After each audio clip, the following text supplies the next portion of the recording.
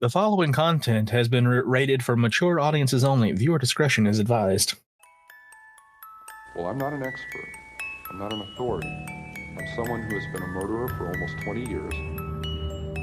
Maybe I should have killed 400 or 500 people, then I would have felt better. People say Ted Bundy didn't show any emotion. There must be something in there. I showed emotion. You know what people said? See, you really can get violent and angry. Welcome to the Squonk The Hag, a podcast about murder, mystery, the supernatural, and even a conspiracy or two. Dun, dun, dun. My name is Mo. And I'm Kraken.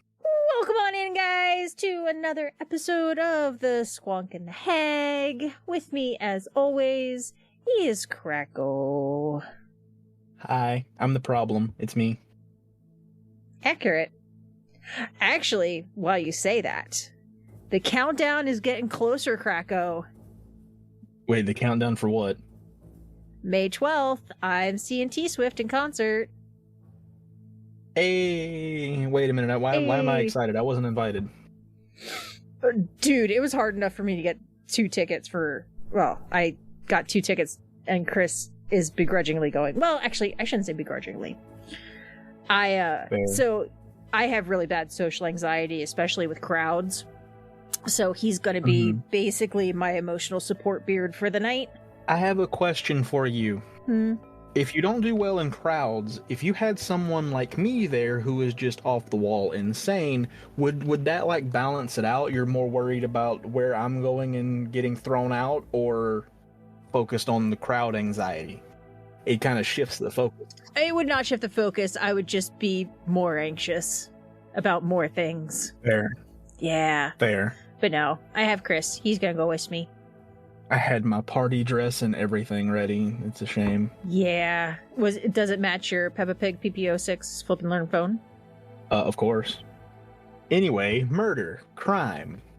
So, yes, this week we are doing a motel, so it's going to be full of murder. This one also has some conspiracy in it, and it was researched by our lovely and wonderful Allie. It's going to be interesting. All I can already tell by the name. Yes, so this week we are talking about the Icebox murders. It is about Fred and Edwina Rogers. So... Yay. It's Traumatized Cracker Week. Oh, this story is messed up. I'm just going to tell you that. There's a reason it was on the list. I feel like there's a pattern that like most of the stories we cover are messed up. I don't know what you're talking about. No. Yeah. No. Nah. Just a little bit. Yeah. It's fine. So, the 1960s were a turbulent decade in American history. Not that we had a lot of quiet decades, but in the 60s, we had the Civil Rights Movement, the Vietnam War, the space race, and the Cold War all at play in a single decade. So the atmosphere was like super tense. In particular, 1965 had its fair share of momentous events. In February, Malcolm X was assassinated. Ed White became the first American to complete a spacewalk. The Charlie Brown Christmas special debuted on CBS. Hey, at least there's some good news in there. Yeah, well, this one's actually kind of fun too. The Astrodome in Houston, Texas first opened, which is like huge back then. But Houston was also in the news that year after 2 officers served a welfare check to a small bungalow in the Montrose neighborhood, and it was not the type of news the city wanted to make. On the evening of June 23rd, 1965, Police Captain Charles Bollock... No, that's not right. Close enough. It's not. All right. It is fine. On the evening of June 23rd, 1965, Police Captain Charles Bullock and his partner L.M. Barta knocked on the door of 1815 Driscoll Street. They had been called out to serve a welfare check on an elderly couple named Fred and Edwina Rogers. Fred, who was 81, was a retired real estate salesman, and Edwina, who was 79, was a sales representative. Something probably like Avon or along those lines. The exact company wasn't really out there, but, she was in sales, and, probably something, one of those things where, you go out and you make commissions off however much you sell. Probably something that is just, something you would expect from a little old lady to be selling, and then... Yeah, a little old lady in the 60s. The couple's nephew, Marvin Martin, which is an interesting name to say the least, requested the check after days of him trying to call Edwina with no reply. Early that day, he'd also gone to knock on the door, and there was no answer, so he decided it was time to get help. Officers Bullock and Barta did not get a response to their knocks and decided to walk around the back of the house. They found something odd. The back door had been barricaded with flower pots. Was this about Allie's home? That's probably why she really wanted to do this story, because flower pots were involved. It's the flower pots, yeah. So after they moved the flower pots, they entered the house through the kitchen door in the back. Captain Bullock recalled that something just didn't feel right, and once he stepped inside, that feeling of unease would not go away. The house was eerily quiet, and nothing seemed terribly out of order at first. However, for some reason, he was compelled to open the icebox. That is a weird instinct to have. Yeah, it is. Just like, I need to open this fridge. Yeah. And years later, he still doesn't know why he impulsively opened it. But he opened the refrigerator, and it was one of the first things he did when he went into the house. Perhaps it was the pile of food that was left out on the kitchen table, or, just kind of, how like you some kind of absentmindedly just do things? Mm-hmm. Well, when the icebox was opened, the officers observed what they thought was hog meat on every shelf. It actually crossed his mind, Captain Bullock's mind, that it was a shame that the meal would spoil, because it seemed like the occupants of the house just disappeared, and like they had all of this fresh meat, and it was going to go bad. But as he went to close the door, something caught his eye in the fridge. In the bottom crisper drawer, he realized there was a set of eyes looking blankly up at him. You know how we deal with like these situations by joking about them, even though they're not funny at all? Mm-hmm. Man, I hate it when my food looks back at me. Please don't eat people, Krakow. No. I have a feeling if I saw eyes looking back at me out of someone's fridge, I would probably fall backwards. Yeah, and I'm pretty... Slam the fridge door shut and just leave. Well, unfortunately, police officers don't really have that luxury, So, to their horror, there were 2 decapitated heads in the bottom drawer. And that's when the realization hit them that the meat was not hog meat, after all. So investigators were very obviously quickly called out to the scene, and the identity of the bodies was confirmed. It was Fred and Edwina. That was a plot twist, because I'm sitting here looking at the title and the names of the people, and I'm just like, okay, these two are doing something. Nope, it was completely wrong. No, they were sadly the victims. So Edwina's body revealed that she had been shot in the head, execution style, before she was drained of blood and dismembered. Her internal organs were removed, And then somehow, that wasn't bad enough. Fred's body was in worse shape. He had been bludgeoned to death with a claw hammer, and his eyes were gouged out, and his genitalia were removed. I'm good. I'm good. Good. I'm good. I would give you, like, a cat, or maybe you can find Mikey to hold. Yeah.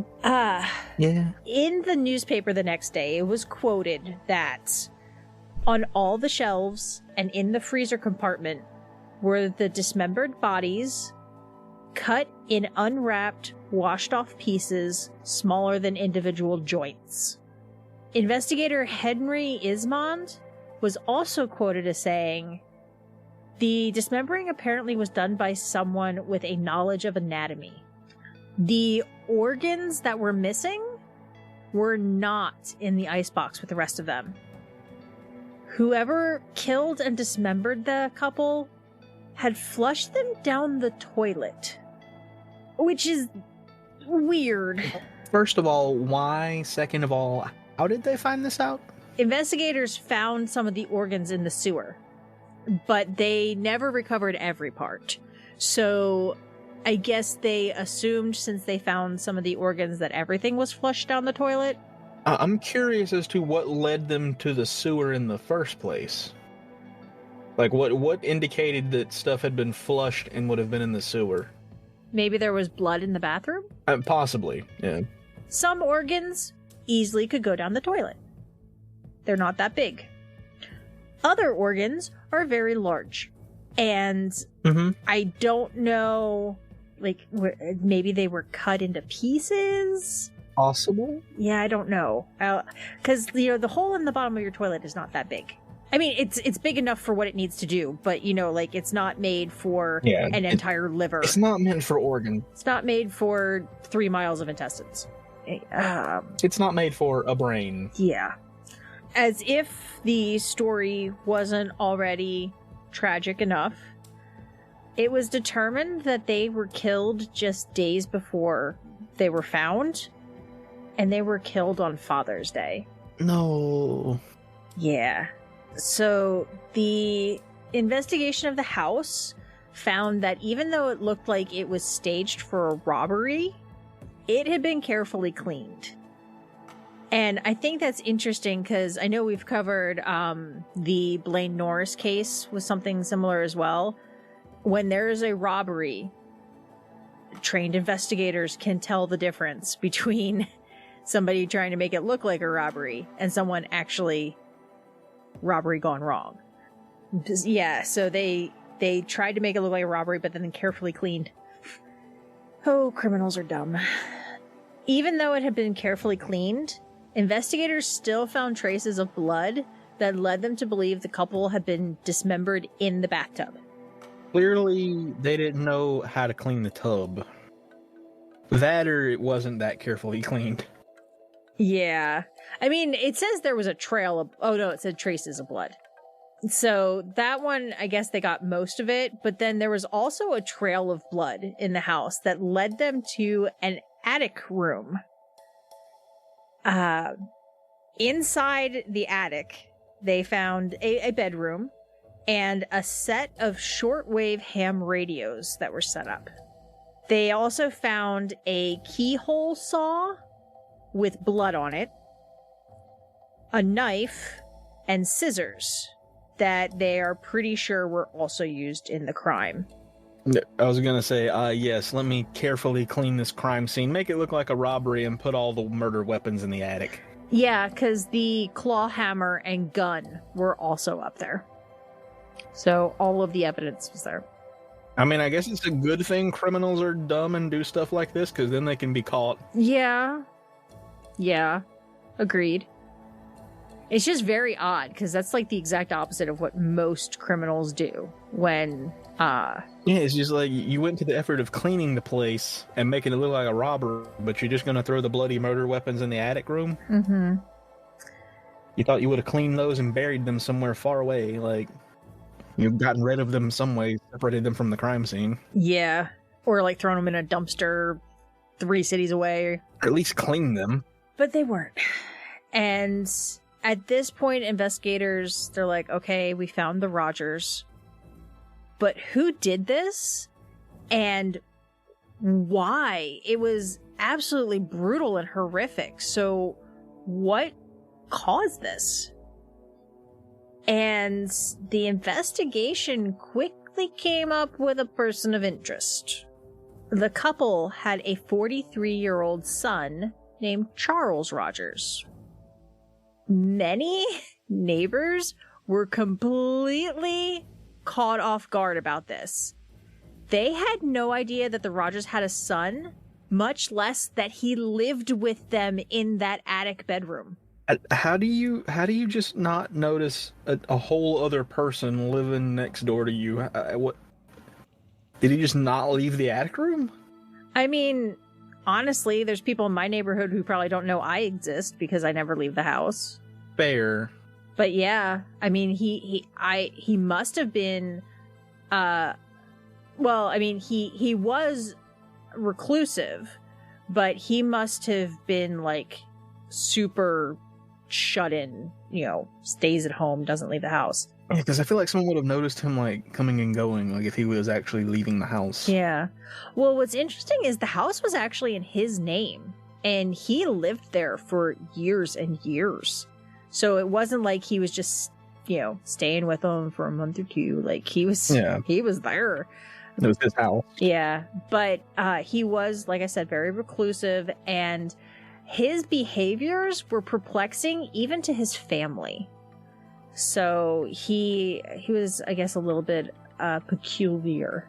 I'm concerned. Why is this sounding like me? Lives in the attic, is strange even to his family, stays in the house, no one even knows he's there. Please tell me you didn't murder your family, cut them up, and put them in the fridge. No. Then we're okay. That's too weird for even Krakow. Good. Good. You shouldn't do things like that. Exactly. Those are bad things. I know this.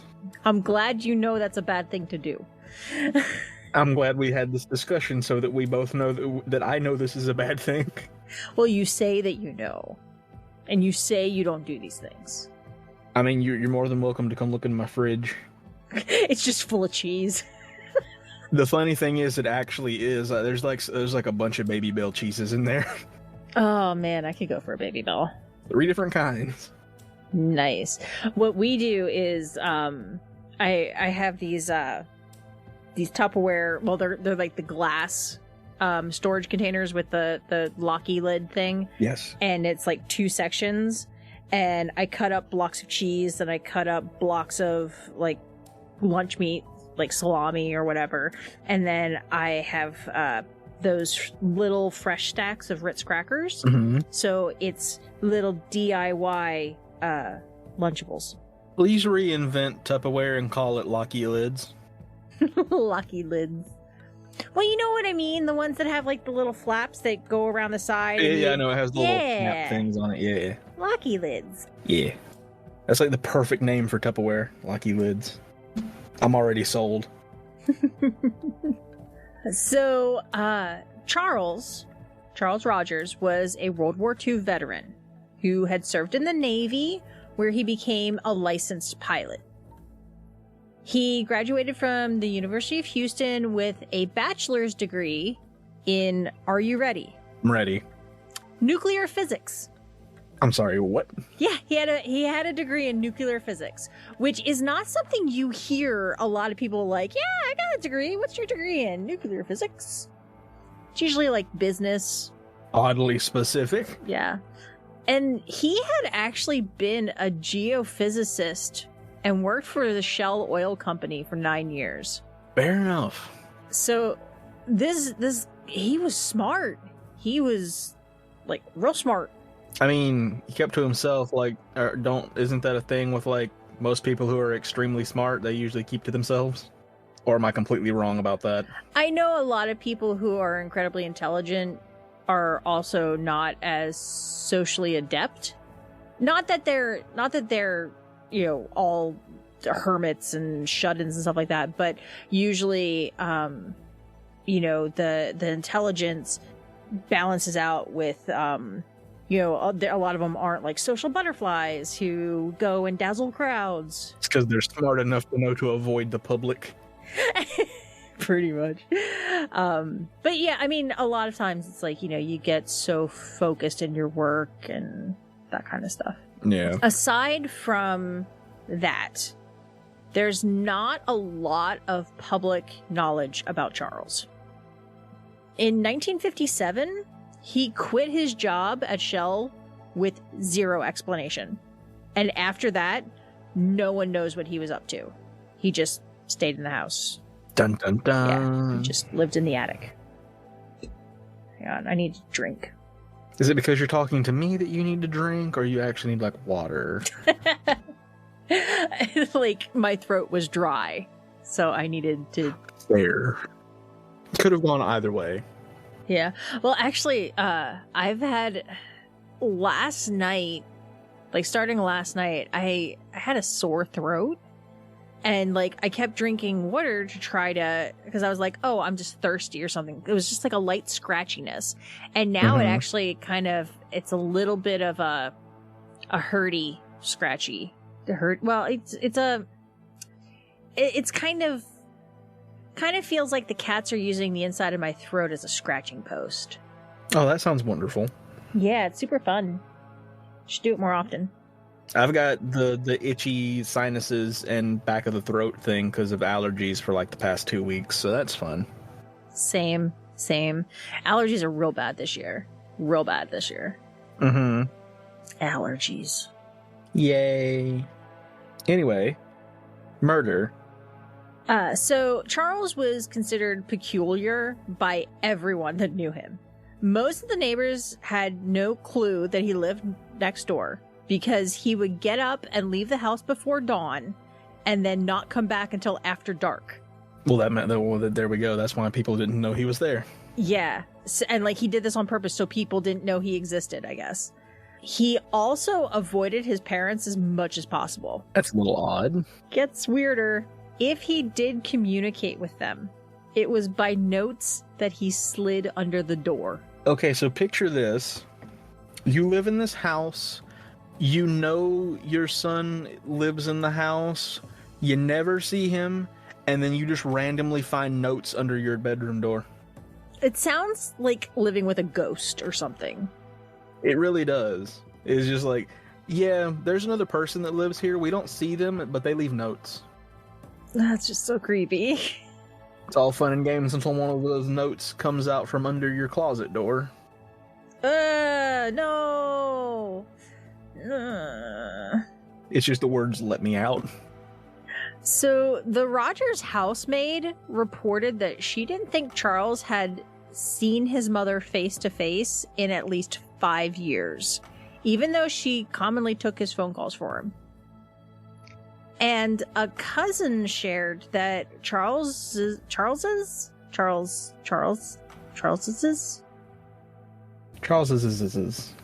yeah, the possessive of Charles, reclusive behavior was extreme enough that he kept a hot plate in his room to cook his meals. So he didn't even go downstairs to the kitchen to eat.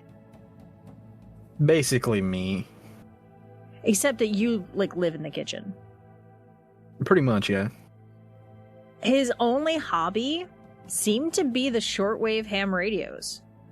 Outside of that, no one knew where he worked, if he worked, and where he went to when he left the house. He had ham radios. He was a spy. Maybe. I mean, it would explain why he wanted no one seeing him and knowing where he's at. Fair. Or he was on the run. Or that, yeah, there's also that. So as the third occupant of the house, police were focused on finding Charles and sent out an APB, which stands for All Points Bulletin, if you did not know, in hopes that he would be found quickly. However, and this may go with that spy theory there, he vanished without a trace. He was just gone. As they say in the Shawshank Redemption, man up and vanished like a fart in the wind. Oh. I can't. And this is why Mo needs a drink. Oh, God. All right. While there was nothing concrete, all the circumstantial evidence pointed to Charles being the murderer. So he was declared the suspect. The what? Excuse me? I don't know what my mouth just did.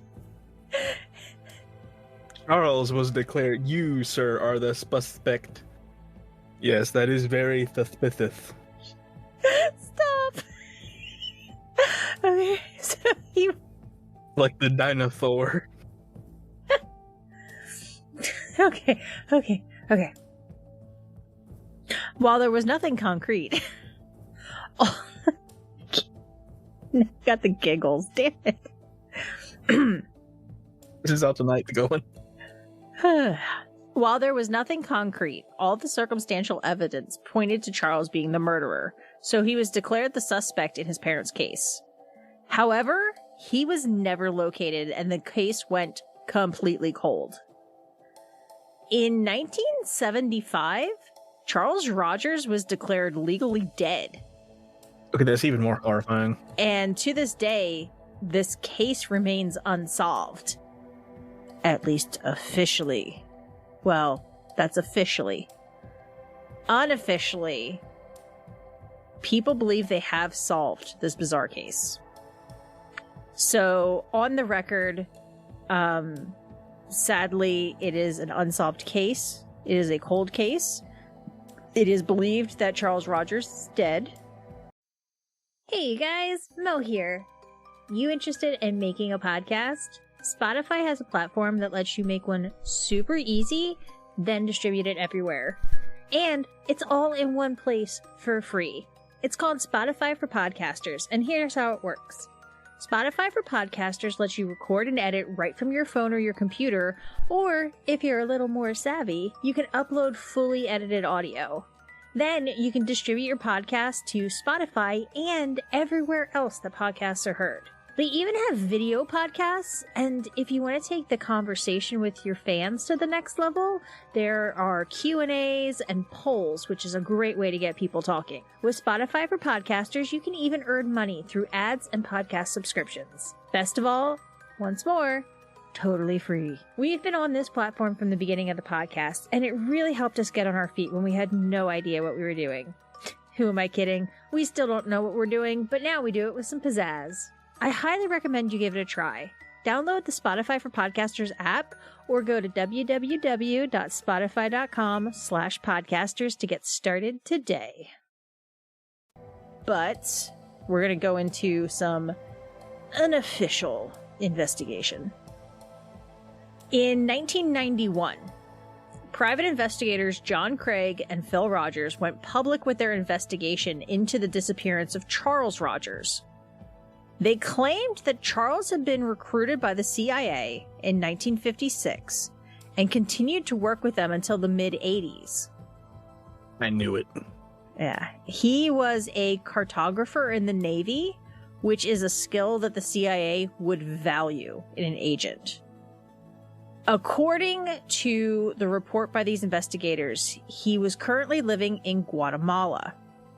His motive for killing his parents, though? They were getting suspicious. Yes. I'm not going to be suspicious of my son living in the attic room, who I haven't seen for 5 years, but still lives here and passes me notes under my door. Yeah, not suspicious at all. I don't know what you're talking about. So, what were they getting suspicious of? And this is where the story that the PIs put out gets genuinely crazy. Craig and Rogers were adamant that Charles Rogers was part of the plot to assassinate John F. Kennedy. Fair. Charles bore a close resemblance to one of the quote-unquote 3 tramps that were arrested on Assassination Day. The PIs wrote a book called Man on the Grassy Knoll and declared that Charles had impersonated Lee Harvey Oswald in Mexico City and was one of the 2 shooters. All right, then.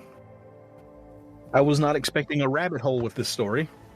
Somehow, we got to one of the greatest conspiracy theories or one of the greatest topics that has conspiracy theories in JFK's murder. I mean, technically, I don't know if you had heard about it or not, but supposedly there was... this is all information that I've heard, and I don't remember names or anything, so I have nothing to tell you on this other than what I remember. So that's very helpful. But... So we're screwed. Basically, yeah. Before one of the CIA agents who was, like, up there in the agency around the time of the assassination... Supposedly, he confessed that they were in on it, but he wouldn't name names. I mean, it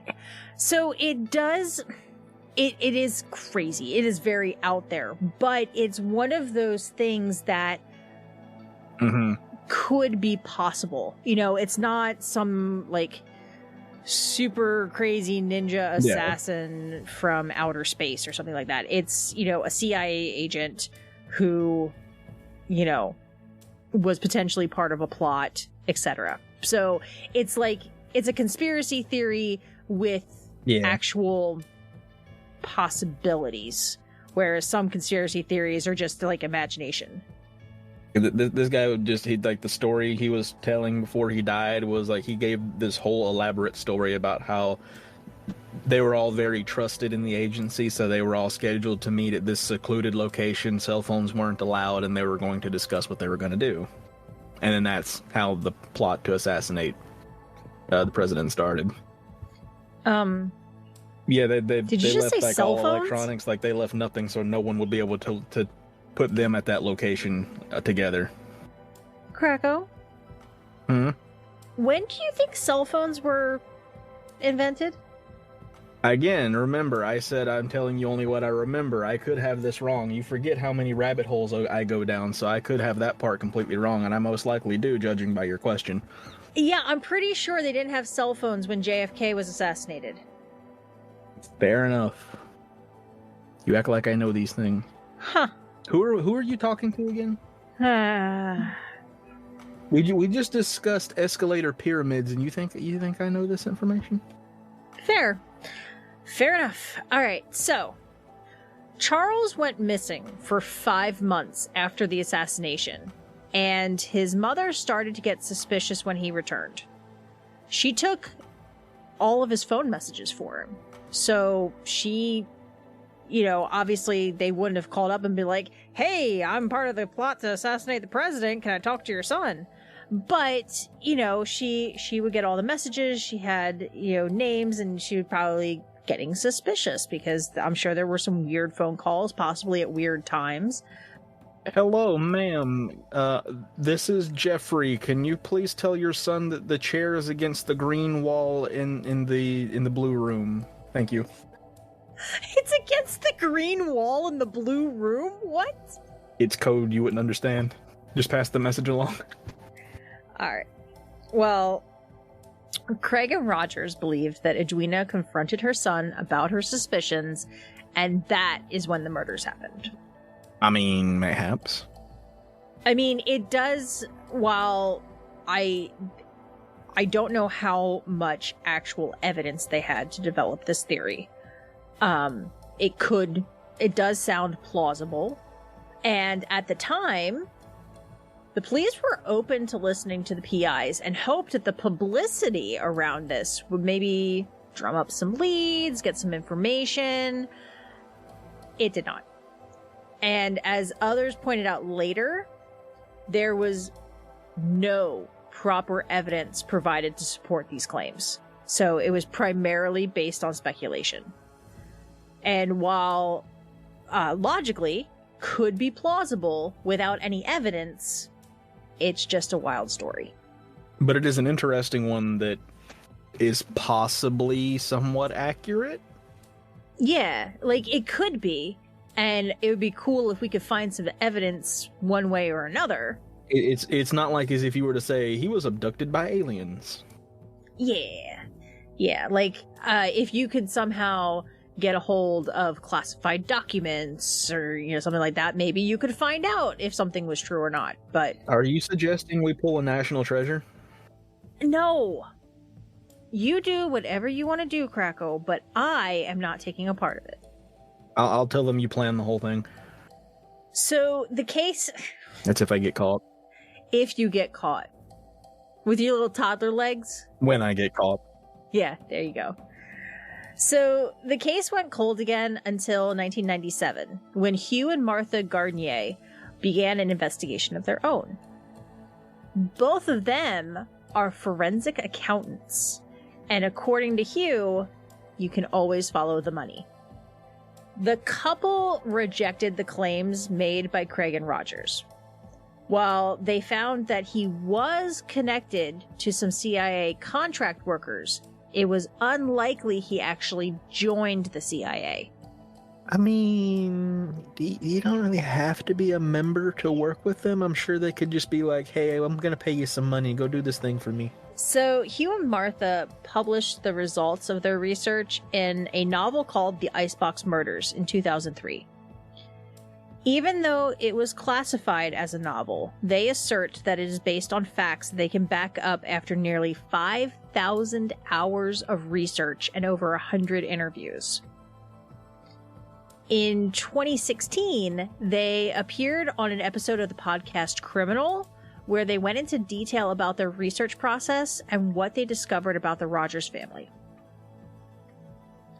By all accounts, Fred and Edwina hated each other, and they were constantly fighting. Life in that situation, in that household, was not easy for Charles growing up, where he was exposed to alcoholism, and he was both emotionally and physically abused. Charles was a really small kid for his age, and he had also been bullied outside of the house, and this is what led to his reclusive nature. Even though Charles is typically characterized as a mysterious shut-in, the Gardniers found that he had a long-time girlfriend and made regular trip to the Sierra Madres in Mexico, where he would look for gold and silver. He was a highly valued geophysicist, and he was doing freelance work after he quit his job at Shell. Everything was going well for Charles in his professional and romantic life. It was his home life that was pushing him over the edge. Yeah, that's Their a thing. research... Yeah. I feel like if you are not in a happy home, you're not going to be happy. Like, that, it's kind of like the basis for everything. Yeah, and then you're talking about the abuse and the bullying. Yeah. Brings back memories of other serial killers we've talked about. Yes. The Gardniers' research discovered that Fred, the father, had been a bookie on the side and defrauded a lot of people over the years. Edwina claimed that her and Fred owned the house, not Charles, even though it was legally in his name, and then took out a lien and multiple loans on the house. She pocketed all of that money, and then Charles was swimming in debt due to all of this financial fraud, and Allie called it financial abuse, which it really was. They took advantage of him. Yeah. So he had been defrauded multiple times by them, all on top of the alleged emotional and physical abuse that he endured from them. So it's believed that Charles planned out the murders and his escape carefully. He made sure that his backup plan had a backup plan and another backup plan. While we will never know for sure, it's speculated that Charles called his mother up to his room, where he shot her, and then grabbed the claw hammer before going down, pulling his father from bed and bludgeoning him. He would spend the next few days cleaning the house and staging it to look like a robbery. And clearly he didn't clean it good enough. I don't want this to come out the wrong way, but this was his first murder. It's not like he was a seasoned killer. Right, yeah. Where, so he was, if you think about the nerves, the fear, the emotion could have led him to be sloppy in the cleanup. Yeah, but if this part is true and he did spend 3 days cleaning the house, you'd think he would have been a little more attentive to like the the fact that there's bloody tools in his room. Fair. But fair. I feel like you got plenty of time if you got 3 days to clean the house and stage it to look like a robbery. I feel like that's true. Plenty of time to make sure you didn't miss anything. Also, one other thing, going back a little bit, why does it sound like some sort of like obscure band name when you said Bookie on the side? Why does that sound like some obscure band name? I'd see him. Yeah, I'd go to that concert. Yes, we're going to see the new this new blues band that you probably haven't heard of before, Bookie on the Side. All right, so Hugh and Martha found some documents that led them to believe that Charles used his connections in the oil and mining industries to get out of the country and escape to Mexico. In 1968, they found where the police had released previously withheld information. The day after the bodies were discovered, a man resembling Charles entered an office and asked for an overseas welding job. The man claimed to be Anthony Pitts. However, the Gardners could make connections that the police didn't make themselves. Charles's girlfriend worked at that office, and she likely gave him the keys to the getaway car that he drove to Mexico. They also found out that Anthony Pitts was a real person who probably helped Charles with his escape as well. The trail, unfortunately, gets murky from here, though. It would appear that Charles started working again as a geophysicist in Mexico and Honduras for a Texas company. They likely knew who he was, but he was very good at his job, which was making them a lot of money, so he was never reported. The Garniers concluded their investigation when they tracked down the widow of one of those mining agents who shared that Charles had been killed in Honduras during a wage dispute with the miners. They said he had been pickaxed to death and thrown in the river, and when they finally found his body, it was unrecognizable, and the mining agent said he didn't know who he was. And Charles Rogers has been declared dead since 1975. I don't... Pickaxe to death is not something I wanted to hear. That puts a lovely image in your head. I'm sorry. Yeah, that sounds wonderful. Although, speaking of band names, that sounds like a metal band. Pickaxe to death. We're just going to go through crime cases and pick out words and just going to make a band name with that. Okay. Like even the street they lived on. I got 2 tickets to go see Driscoll Street. They sound like a really cool indie band, though. Like, I bet Driscoll Street has like a really great sound.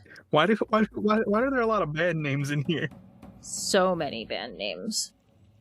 So, officially, as I said, this case is still unsolved. Charles has been the only suspect for all of these years, and it's unknown if anyone else was even considered. Chances are, though, that this case will never officially be solved. It has gone very, very cold. The Garniers feel that they solved it, but even they can't publish their book as nonfiction. It does not qualify for the level of proof needed to say that they solved the case. So maybe they did. Yeah, because you don't have any like physical evidence. Yeah, so maybe they solved it. Maybe he was a CIA agent. Maybe he assassinated JFK. We don't know.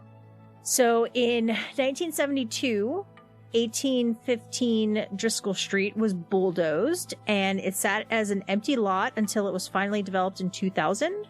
And today that address is a brick townhouse, which is most likely haunted.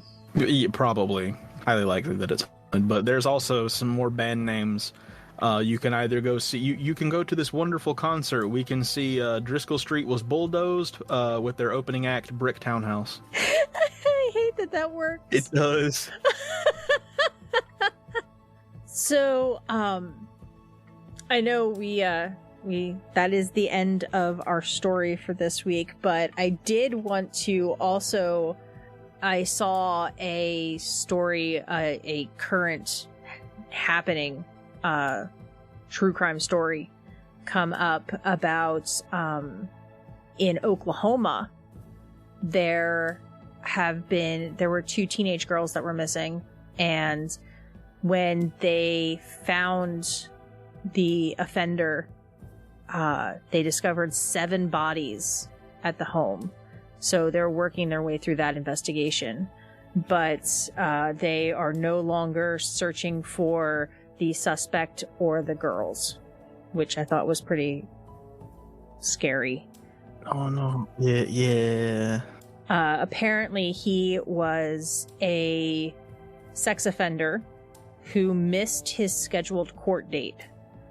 And when police went out to his home to find him for his scheduled court date, I don't know what exactly happened. Like I said, I saw this article just came out today, but they have identified that they found 14-year-old Ivy Webster, 16-year-old Brittany Brewer. They also have added that the offender's longtime girlfriend and her 3 children were also found. So, oh no. It's pretty gruesome and horrifying. And yeah, again, they just discovered everything, so it's going to be a long time until he's, in court, prosecuted, etc. But yeah, just keeping you up to date with the crimes out there, guys. Stay safe. Yeah, so we know which places have active serial killers and we should probably avoid. Well, Texas might have one. Let's not remind me about that. Yeah, that's right. You're going down there to visit. Mm-hmm. But yeah, down in Texas, if you are a man around the age of 30, watch your back. People are being found in a lake. Thankfully, I'm not around that age. I mean, you're in your 20s, right? Fair. Somewhere between 5 and 80. Alrighty, that is all I had for this week. Thanks. So thank you to Allie. Yeah, I think Allie did a great job with that, and I think that case is just wild. For like, the case itself is awful and terrifying, but the theories off of it are insane. Yeah, that was definitely a very interesting one, and I was not expecting to go down rabbit holes with that one. That just took a complete left turn. Yeah, it did. But, all right, cool. Well, hopefully we will see you guys, or talk to you guys next week. Hopefully you will all hear from us next week. Yes. Words. Yes. Okay. Bye. Yeah, bye. As always, make sure to check out our website for all of the show notes, sources, and more information at thesquonkandthehag.com. And we would also love and appreciate your support by either leaving a review on iTunes or through small monthly donations using the viewer support link in the description. And if you don't subscribe, make sure to follow us on your favorite podcast network to get notified of new episodes every Thursday. All right, Kracko, you ready? Okay, bye.